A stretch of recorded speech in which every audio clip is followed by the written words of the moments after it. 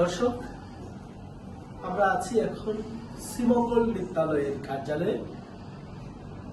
দর্শক, শ্রীমঙ্গল একটি সাংস্কৃতিক চর্চার একটি অন্যতম কেন্দ্র বলা যেতে পারে, যেখানে অর্ধশতাধিক সাংস্কৃতিক সংগঠন রয়েছে।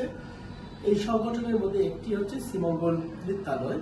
শ্রীমঙ্গল বিদ্যালয়ের আয়োজনে 5 দিন ব্যাপী কর্মশালার উদ্বোধন করা হয়েছে।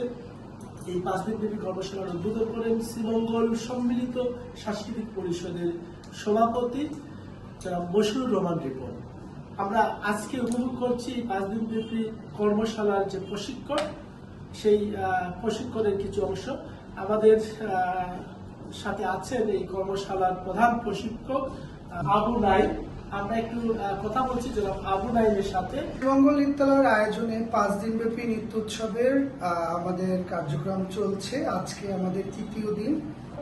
এই কর্মশালা করতে এসে আমার ভীষণ এখানে একটা জিনিস ভালো লাগছে যে শ্রীমঙ্গল বিদ্যালয়ের এত স্টুডেন্ট এখানে আছে, শতাধিক ছেলে মেয়ে এখানে কর্মশালাটি করছে এবং আমি ভীষণ আনন্দিত তাদেরকে দেখে।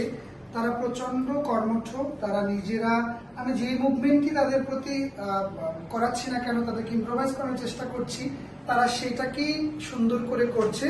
5 দিন ব্যাপী নৃত্য কর্মশালার যিনি প্রশিক্ষক হিসেবে আছেন আবু নাহিদ মহোদয়, ওনার থেকে আমরা শ্রীমঙ্গলে সবাই চাই যে বিদ্যালয়ের সব স্টুডেন্টরা চাই যে নতুন কিছু আদায় করার, এবং এত মজা পাচ্ছে। আমি আসলে ভয়েছিলাম যে তারা ধরতে পারবে কিনা। ওনার কাজ আমরা শুধু বাংলাদেশ না, বিভিন্ন দেশে উনি ওনার কাজ নিয়ে কাজ করেন, নাচ নিয়ে। তো এই কাজগুলো আমরা পারবো কিনা একটু ভয়েছিলাম। সবাই মোটামুটি ধরতে পারছি। ওনার এত আন্তরিকভাবে উনি করাচ্ছে, আসলে অনেক অনেক ধন্যবাদ। আর আমাদের এই অনুষ্ঠানটি থাকছে 23 মে শনিবার জেলা পরিষদ অডিটোরিয়াম শ্রীমঙ্গলে। আমি সবাইকে আমন্ত্রণ করবো আমাদের এই অনুষ্ঠানটি সন্ধ্যায় দেখার জন্য। এবং